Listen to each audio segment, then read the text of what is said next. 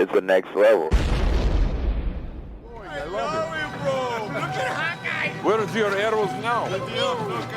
Big, strong Hawkeye riding brony. That should smile more. This is fun for us too, you know. Again. Aww. Enrique, again. Come on. Great. Go get more quarters. Yes. This is boring. Dimitri, let's play cards.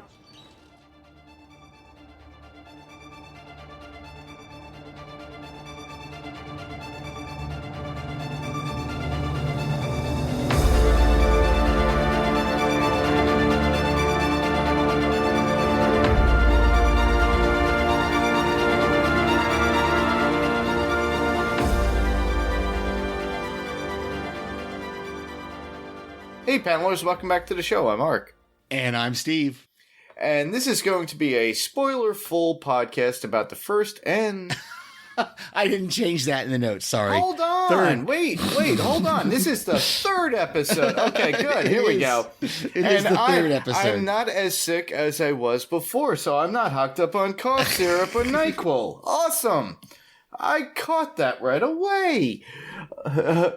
Cool. All right. So we're going to be talking about, it's going to be a spoiler-full podcast of the third episode of Marvel's Hawkeye on Disney+. And the episode 3, which is entitled Echoes, and the synopsis is, after escaping a new threat, Clint and Kate join forces against an expanding criminal conspiracy. Very vague, very to the point, very cool. I like that idea. But the fact is that we jump right in, and we know where we are from the last episode right into this one, which is pretty cool.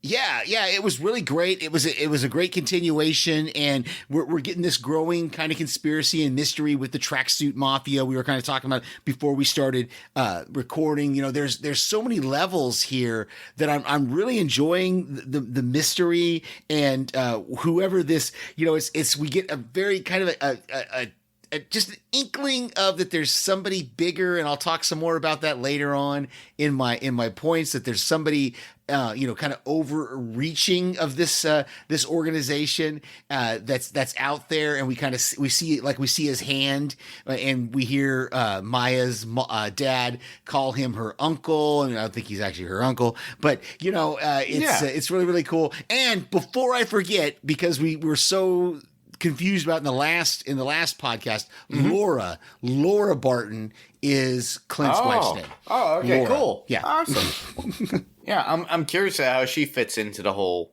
perspective. I'm looking more for Linda Cardellini in this show more than anything, because I've always been a fan of her. You remember Grandma's Boy? That was a really good movie. I really enjoyed her in that. Yeah. She was in Grey's Anatomy. She was in the Scooby-Doo movies. I really just enjoy her as an actress, and her comedic wit, and also, all the stuff that she has to offer. I want to see more of her, especially within the Marvel Universe. So, but this episode I really enjoyed for the fact of more for the action. We got a little bit more dramatic with Clint and Kate because of his hard of hearing and his hearing aid being destroyed at this point. So there's a lot of communication, miscommunication, here and there, but they're working together. And I think Clint starts to see it as well as Kate, but Clint's kind of struggling with that and doesn't want to be bothered. Yeah. Because he's trying to protect her. But to me, I found it very comedic, very dramatic. And on top of that, you could see the relationship that they have with one another. He does respect her after realizing what she can do. And she is just amazed as always, especially when, he's able to shoot that one arrow into that duct tape that's holding her to a kid's ride. But to me, this was a fun-filled experience after they get out of that situation. So to me, I really had a good time with this one. And it's a lot of stuff that we expected to from the trailers that we got too, because we kind of got that. We didn't get the rolling eyes of Clint when she talked about trick arrows. That's the only thing I'm going to give out of that. So we never got that. But with that, we should move right into our top fives. You know, it would be a lot easier if we were facing the other way. You were facing the other way. Yeah, just that. Hey, we're communicating. Hang on. And I guess I'll start because you Sure. started last week, right? Yeah. All right. Cool. So my number 5 would be the introduction to Echo and how she was brought up. So we see Maya as a young kid, how she was brought up by her father, and she was put into a regular school. She was taught basically from people who were of hearing, and she was learning very fast and was very adept at it. But her father, she questioned her father at night or after school or something, and then he says, well, it allows you to adapt more, and you are far better than these people, and which is true because she learns at a rapid rate, and she does everything through visual, and she was able to excel far more than those kids that are of hearing. Mm-hmm. And to me, that was really cool for us to see. I really found that very interesting. And these are her skills that help her in her life. And it shows the type of person who she is and who Echo is as a character. And we also referenced that last week when I mentioned Echo, but that's who this is. And her father knew better than she did. But unfortunately, she loses her father. And that's the reason why we're going through all this. Because she feels that Ronan had killed her father. And because he was on a job. Because he was... I think it was based upon the crime boss. But I could be wrong. Well, no, and this is my number 5 as well, is just kind of that whole, her upbringing and who she is, and the fact that not only is she hearing disabled, but she also has an artificial leg, which we don't have a backstory for. We don't know why she's missing part of her leg or missing the bottom, that part of her leg there. Yeah. And we do see, I mean, you just mentioned it. She witnesses, she sees Ronan kill her father. And she witnesses that, and then that's the whole bloody handprint on the side of her face kind of thing. That was her dad, and she saw Ronan do that, and that's what Clint is talking about when he talks about with Kate later on in the episode, where he talks about the fact that Ronan went through. He says, he talks about how Ronan attacked the tracksuit mafia, and how that he got rid of one of their distribution warehouses, and then he went after, and he calls it upper management. And so I'm assuming like her father was and that's kind of what we get at the end when she's asked that one guy, well, if my father was making these decisions, would you question them? And the guy's like, well, no. And she's like, I'm in charge. So she kind of takes over that role of kind of leading at least this, it's almost like she's like a lieutenant kind of thing. Yeah. Like of the, so she's not the main boss, but she's one of the kind of upper echelon bosses. And we talked about a little bit beginning before we started recording that there is this instant where we see the flashback to her as a kid where the father says, your uncle, and I'm putting that in air quotes, uncle is going to take you home. And we see a man with some kind of a suit and a black, like he's got a black long sleeve shirt underneath his suit talking to her. And that's all we see though is his hand. And so we see that, but we don't really know who that person is. And I don't know if that person is Jack or if it's someone that we haven't seen yet. I'm kind of, part of me wants to lean towards that it's Jack, but I'm not it doesn't feel like he's high enough up in the organization that he would be that guy, but maybe he is. I don't know. I'm really confused. We don't know. Yeah. Well, we won't know until we get further into the show. Absolutely. But the one thing that you keep mentioning, the hand. My goodness. Yes, and you're gonna the hand. I just meant his hand. Yeah, I know the hand. I know. But the hand. Oh my God, Mark. So okay, whatever. I'm still trapped on that idea of like the hand. It could be worse. I could be talking Teenage Mutant Ninja Turtles, and we could be talking about the foot. The foot. Yeah. At least we're not talking about Mephisto. All right. So anyway, that opening scene was great. That it gave us an opportunity. It gave us a little bit of sympathy for her, and we get to see not only some sympathy for her, but we see why she has this vendetta against the Ronin. Yeah, I do agree with that. Yeah, at least we get that whole uncovering of who she is, a little bit of that whole history. I just love that aspect. That was your number 5, right? My 5, yep. All right, my number 4 would be Kate and Clint stuck on the kids' rides. Kate confronts basically Clint during that whole ride and talks to him. And Clint points out that he was going to save her name until she crashed through the skylight. Basically, he goes, "Yeah, you kind of ruined everything when you came through with the suit and you crashed. Now we're trapped and we're duct taped to this and we're on kids' rides."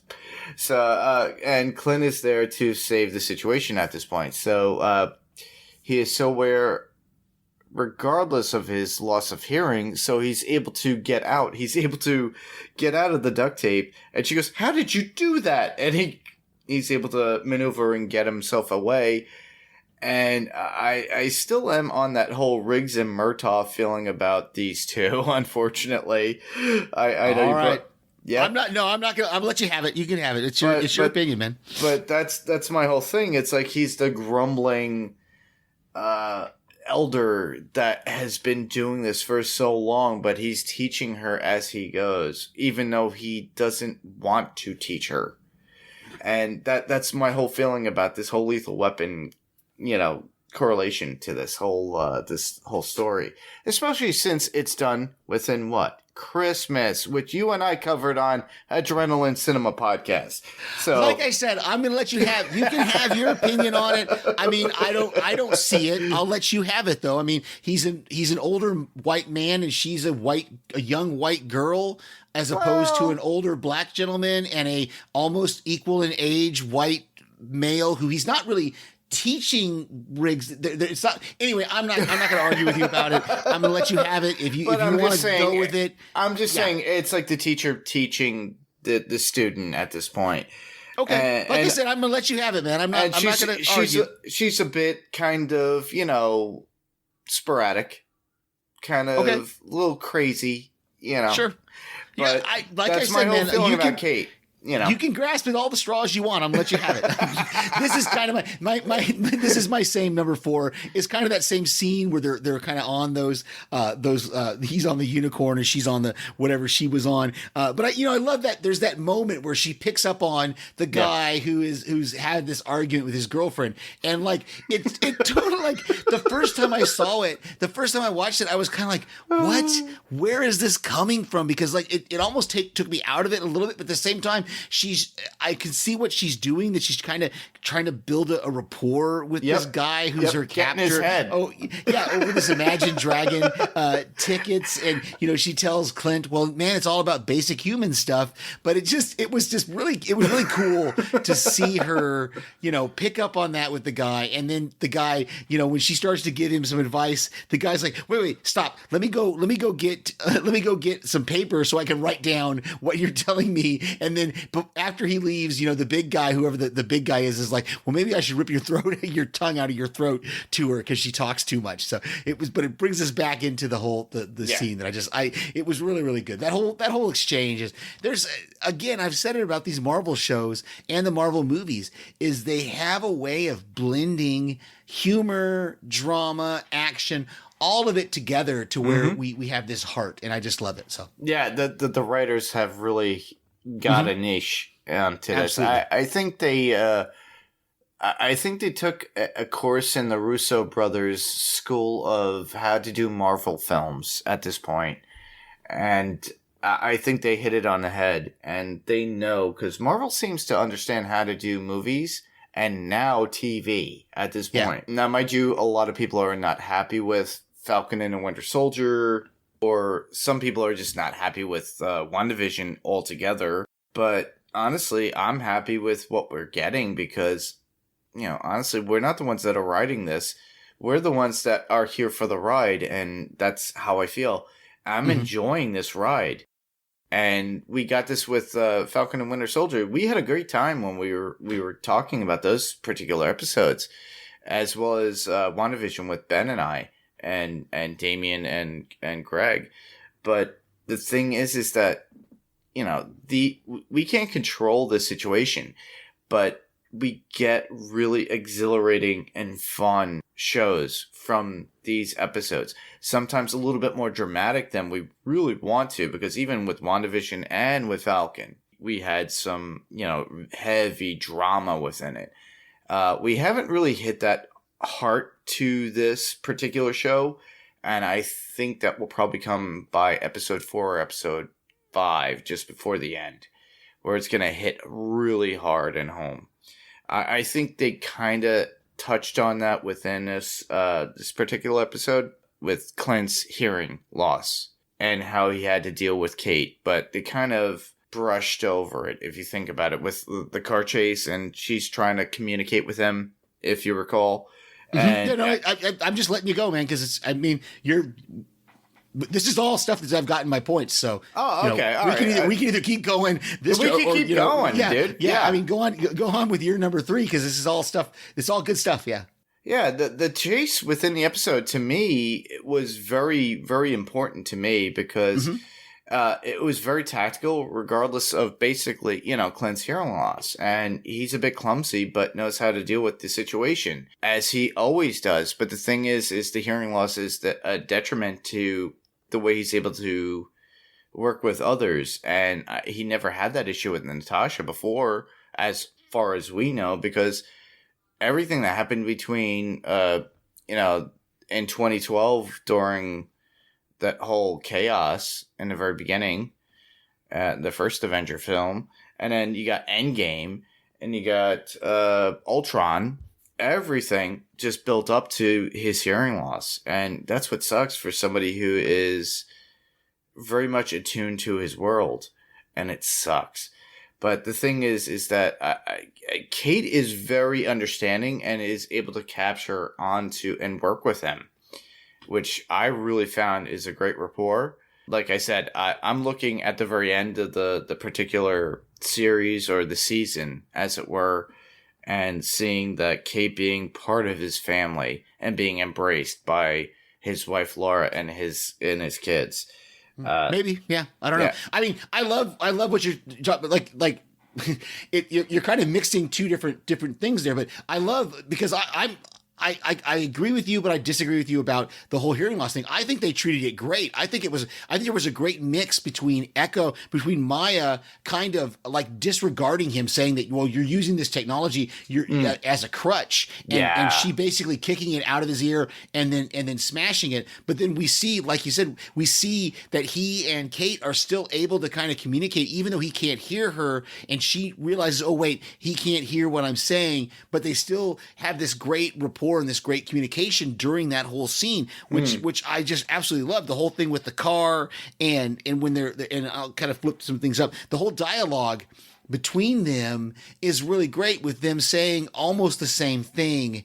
Again, it becomes this idea of the team up is really, really the great that they have. Yeah. And they're using that hearing loss, and the fact that, you know, there's that moment, and I think I've got it in my quotes, where he says something like, you know, I can't hear anything you're saying, but I'm assuming you're on board. I've got that quote down below, you know, which is great, because it's just one of those moments where you see them working in unison together, even though they can't hear each other, and he doesn't understand, but yet, like, he's throwing the arrows in the back seat, and she's like, well, wait, what, you that can't arrow? Have that. Nope. Yeah, you can't have that one. Why is that arrow 3 times, you know, worse than this arrow, and stuff? It was a great, it's the whole thing was really, really great.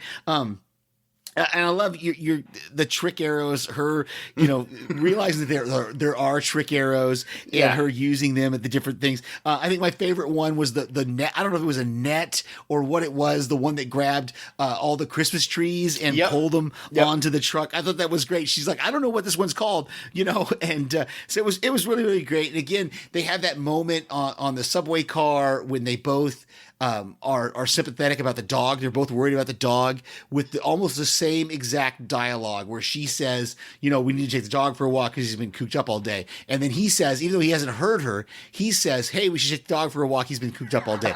It's really, really great. And I think they dealt with it really, really well. They did. Yeah. And that was your number 3?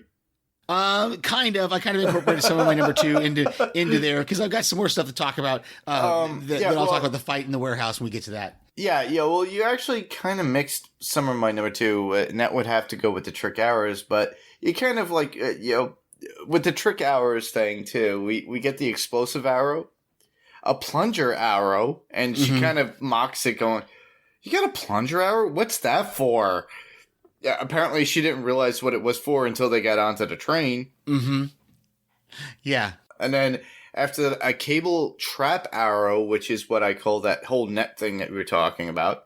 They have acid arrows, which kind of burns everything. The explosive arrow as well. And then we got the blue goo arrow. And then, of all things, too, a USB arrow. She goes, what is this for?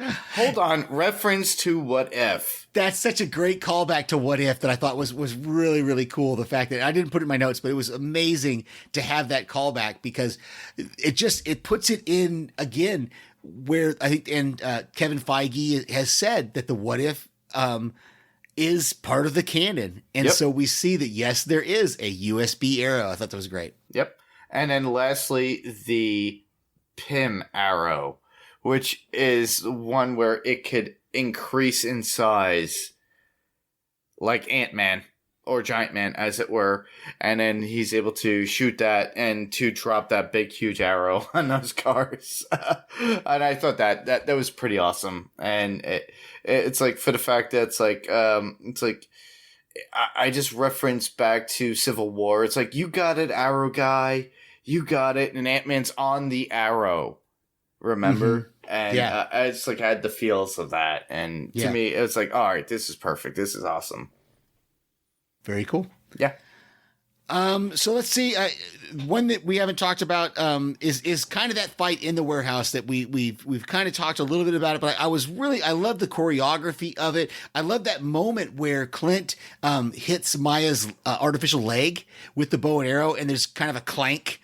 You know, and he does like a double take where he doesn't realize what it is. And then she kicks him in the ear and his like you said, his hearing aid flies out and she smashes it with her foot. I loved seeing Kate using the shopping cart. We saw that in the first couple episodes when she was using the wine bottles and stuff, that she has that ability to kind of, fight with whatever is around her. And so it was really, really great to see all that. Like I said, I love the choreography. It was so smooth. And I'm assuming because it did really well with Jeremy Renner when he's rotating and he's spinning, and when he does the arrow shot behind his back was the one that stood out to me today watching it for the second time that I thought was just so cool. Was we have him, he's kind of in this crouched position where one leg is extended, the other one is bent, and he's just got his arms behind him shooting an arrow. It was just amazing again. So I just love the fight scene choreography that they've been doing for these shows. Yeah, they're really good. They really take the time out to do this. And to point out what you just mentioned too, with Echo hitting his ear and then him hitting her leg, it's pointing out their issues. Mm-hmm. Their disabilities, life. Right. Their disabilities at that point. So that was pretty interesting for the fact that he didn't really destroy hers, but she destroyed his at that point. And basically, she was putting him on her level because she is deaf. But I'm curious if he's going to lose an appendage because she already has a missing appendage. That's a good question. But we don't know. We don't know how the show's going to go. If they do that to Clint, I'm sorry, Jeremy. But more kudos to him. Yeah, like I said, I kind of referenced the whole Arrow thing with Oliver Queen last week when we talked about how Ollie had one arm. I'm wondering if they'll actually do something like that with this, which kind of references almost like with the original Logan comic book that was out there. But I highly doubt it. I was like, that's a lot of speculation there, man, that I'm not even. That is a lot, and I'm not going to go into it anymore. But that's just me thinking outside the box, and honestly, I'm taking the show as it is. But the fact that they actually acknowledge that they attacked both of each other's issues, obviously Clint is hard of hearing at this point, and she can't walk, but she's also deaf. But I don't think they'll do that to Clint. But which leads me into my number one. So where the story goes, which would be Kate gets Clint on board to find out what is going on with Jack and Armand. Or, Armand, who is dead. But Jack seems like a character from the comics, but I really can't put a finger to that particular character, and I'm not going to go into it. But if you listeners out there have a clue as to what I'm talking about, please let me know. And let us know within the comments below when we post this onto our Facebook page. But nonetheless, he is an issue, and this is the reason why we are having these problems, I think, overall. I just love the show as it unfolds as we move along. I'm curious to see as who is the big bad, and I really want to see who that big bad is. I've already put in my speculations like the Hand, Kingpin, blah blah blah. But we'll see as it happens. So my number one is just I love that little, and again we talked a little bit about the drama of the show of the series, and we have this moment between Clint and Kate where they're in that diner and she's there's a kind of a funny moment where she's gushing about how she's dreamed about this moment all her life, and she's so happy and so proud, and then he puts his hearing aid in and she's like, has that thing been out the whole time?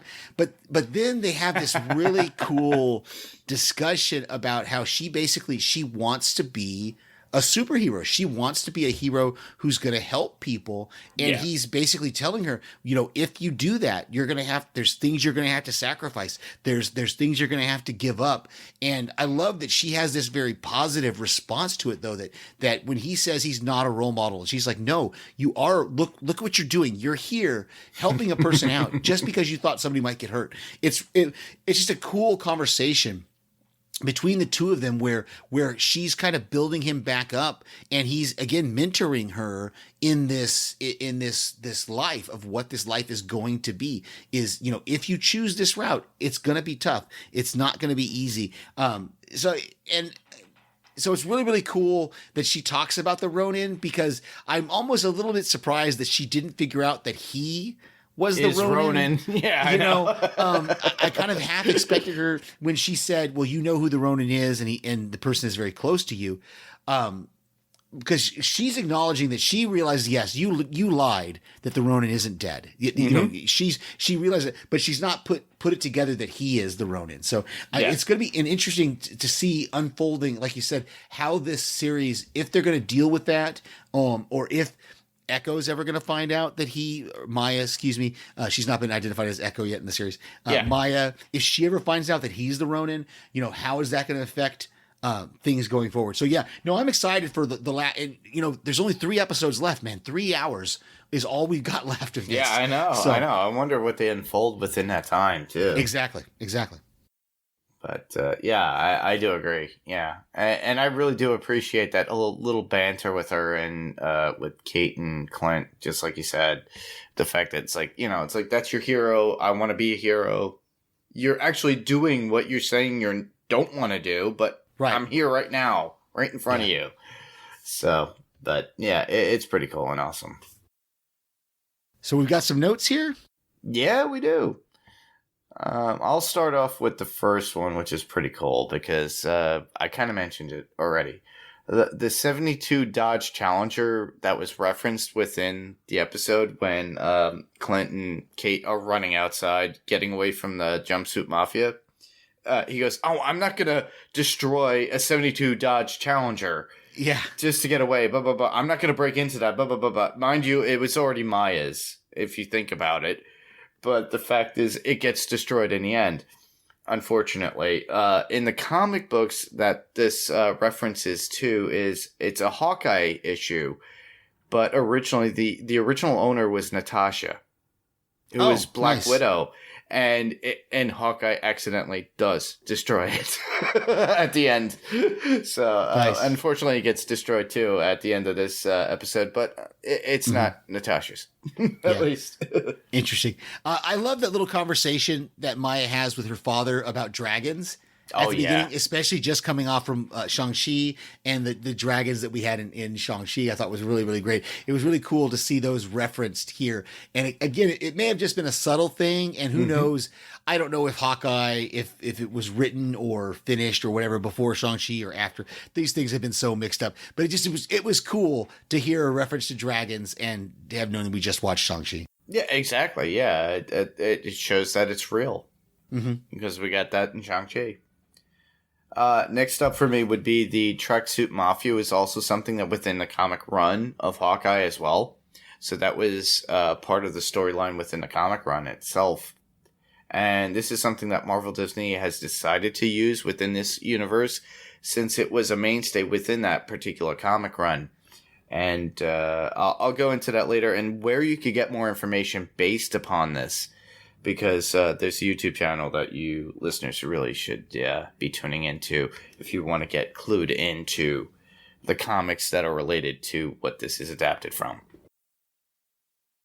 I thought it was interesting that when we find out, we know earlier that Clint knows some ASL or American Sign Language. We find out in this episode that he's really not as proficient as maybe we thought he was. Maybe his son is a little bit better off than he is. But it is interesting that we find he does know a little bit, but he doesn't know enough to, hold a conversation with Maya. She still needs to use Kazi as the interpreter, and they do get his hearing aid fixed pretty easily. It seemed like, even though it was smashed. So,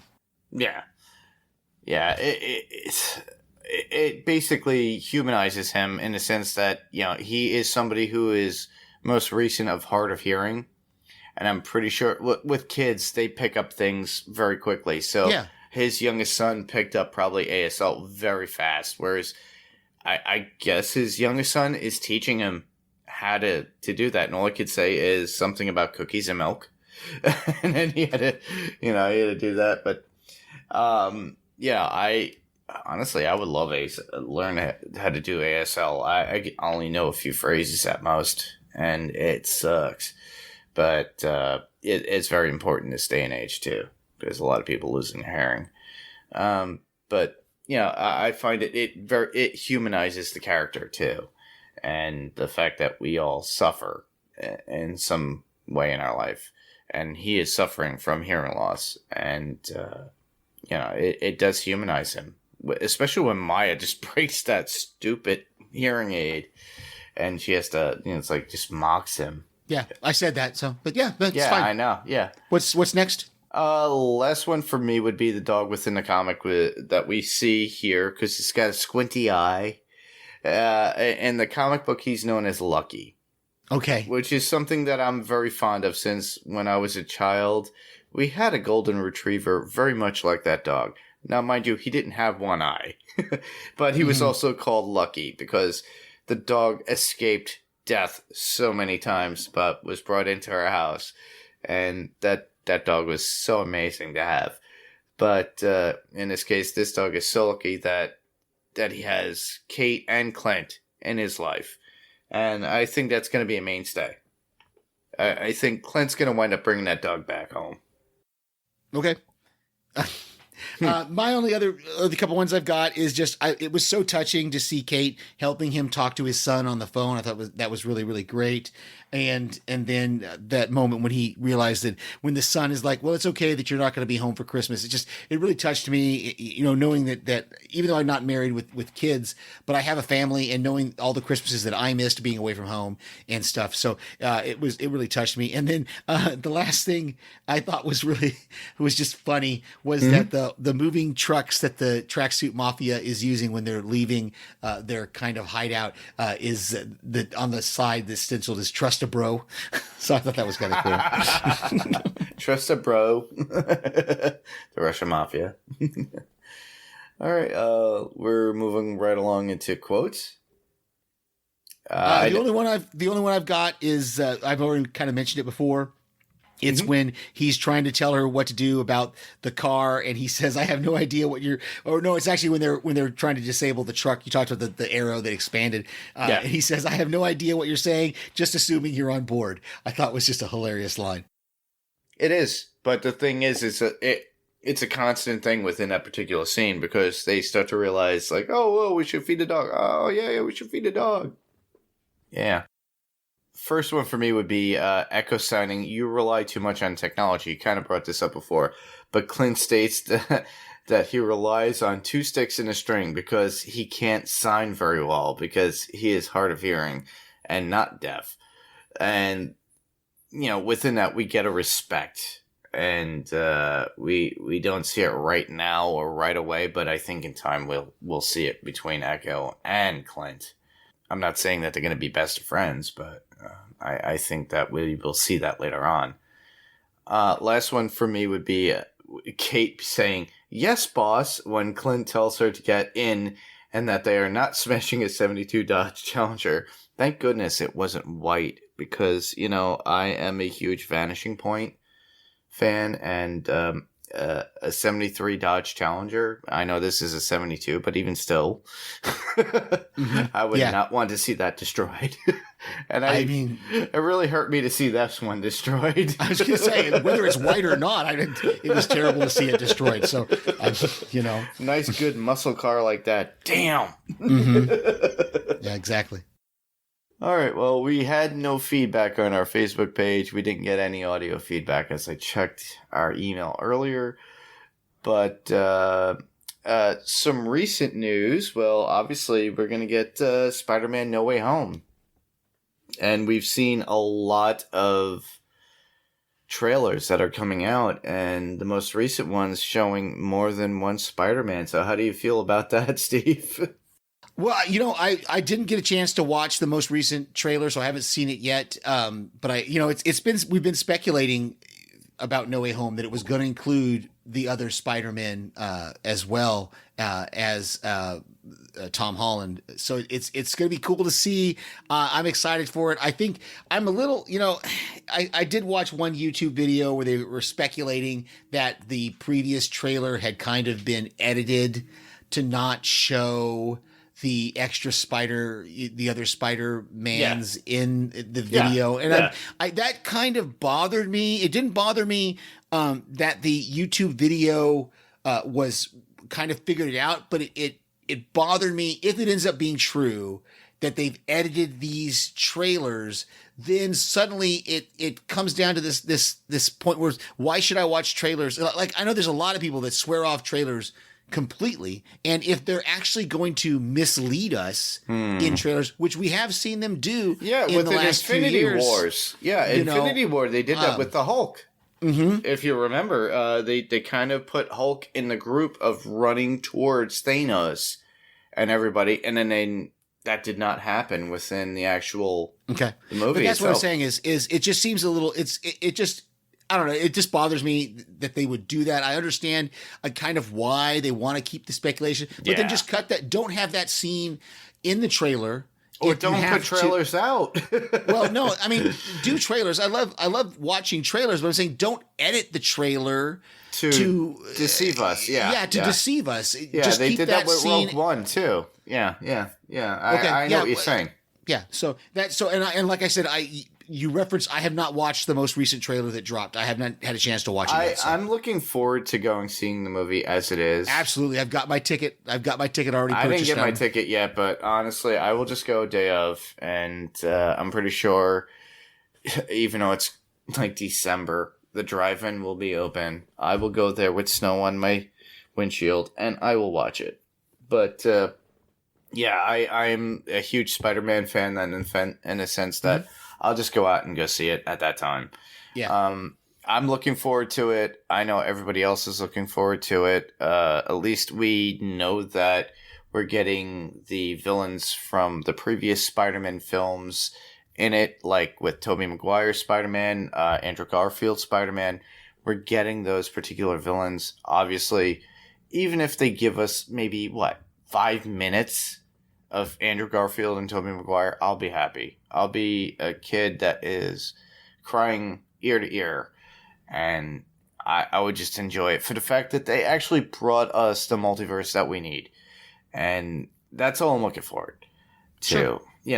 To me, this is probably one of the best films that's going to be coming out. Sony's going to hit a lot of money because Ghostbusters just came out. We got the new Ghostbusters movie, and I saw that in the theaters. I thought it was amazing, and I really enjoyed it. And I'm looking forward to listening to Damien and Ben talk about that, and on the Damien's podcast, Watch It in the 80s. So, and then now Sony's gonna have Spider-Man No Way Home. So I really think this is gonna be a big thing for Sony this year. And they already announced that we're gonna get 3 more Spider-Man films. So I'm looking forward to that. I'm curious to see what the truth is within that. Right now, I'm just speculating. Right now, I just want to watch this particular movie. So I hope you guys are out there that are listening are going to go out to see it and let us know what you think when it comes out too, because I'm going to go see it and we're probably going to cover it. Sure. But with that's it for comic news at this point. Basically, because eventually we'll get to Eternals and we'll cover that eventually in between Hawkeye and stuff like that. But we should move right along into podcast recommendations. What do you think? Oh yeah, for me, I want to recommend Strange Indeed. It's a Podcastica. We've talked about it before on here. It's a Podcastica podcast, but they are covering both Lock and Key, which is a Netflix series, and Dexter: New Blood, which is on Showtime. 2 very different shows, but they're covering both those right now until Lock and Key finishes, and then Dexter: New Blood will wrap up a few weeks after that. So I encourage everybody, if you're interested in those shows, check out Strange Indeed. Yeah, definitely. For the fact that I've been following Dexter, I've been watching it, and I'm really a big fan. And I love how Rima and Paik have been covering Dexter on Strange Indeed. So I have to suggest that as well. Next up with YouTube recommendations, Comics Explained, and I've already mentioned it before, but Comics Explained with Rob. He gives a lot of information about the Hawkeye comics that explains a lot of where the story is based upon. So I highly recommend that you look at what Rob has done on Comics Explained on YouTube, for the fact that he'll give you the brief synopsis or the story of Hawkeye, where we get the stories within the particular show. He's not going to talk about the show directly. He's only going to talk about the comics. But you could actually piece together where, with Dog, the jumpsuit mafia, all that good stuff, and his hearing loss as well. So he talks about all that. So check out Comics Explained on YouTube with Rob. Nice. Yeah. Very cool. Well, we love to hear from our listeners. We haven't had any feedback lately, but we do wish that you would submit us some feedback. Obviously, you are listening to us on your podcast player of choice. We are available out there on Spotify, Google Play, Deezer, Apple Podcasts, wherever you find your podcasts. Go ahead and download us there. Check it out, Panels to Pixels podcast. Give us a thumbs up. Give us a 5-star review. We'd love to hear from you on those as well. We have a website, which is panelstopixelspodcast.com. We love to interact with you on our Facebook page. We put out a post every week through Instagram and Facebook that to encourage you to tell us what you thought of the upcoming episode, and that is just facebook.com/panels2pixels. We are on Twitter. We are at panels2pixels, the number 2 in the middle, panels2pixels. That's on Twitter. And then we are on Instagram, panels2pixels podcast.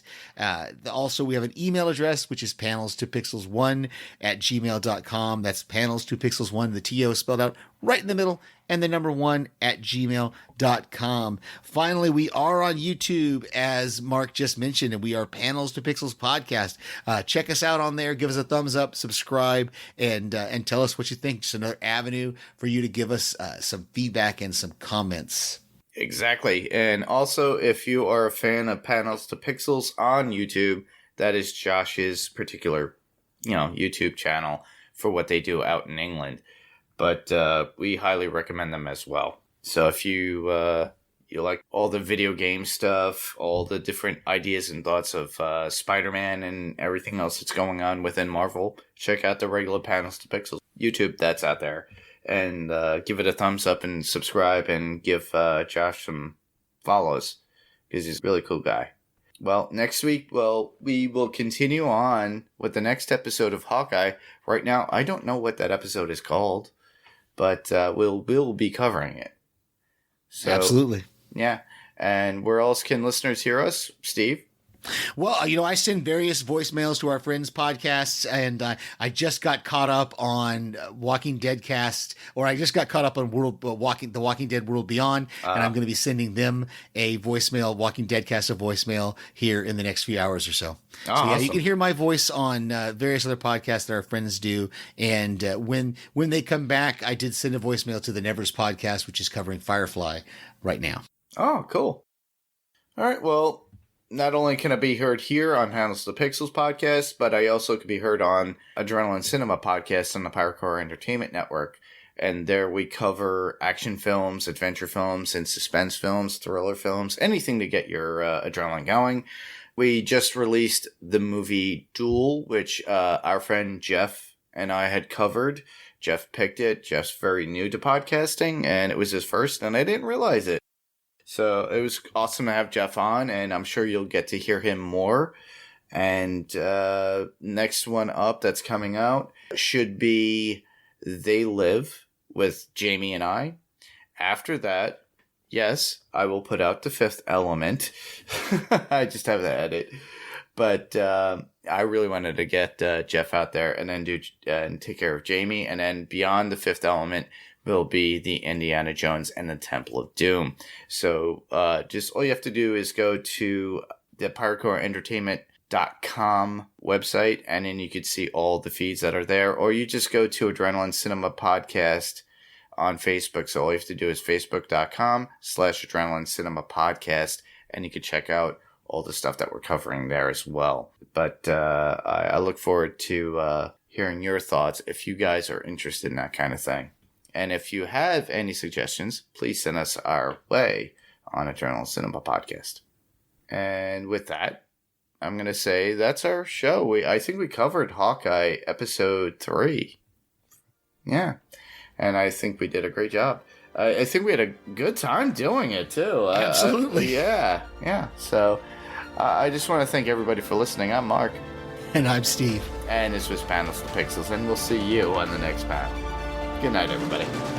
Good night.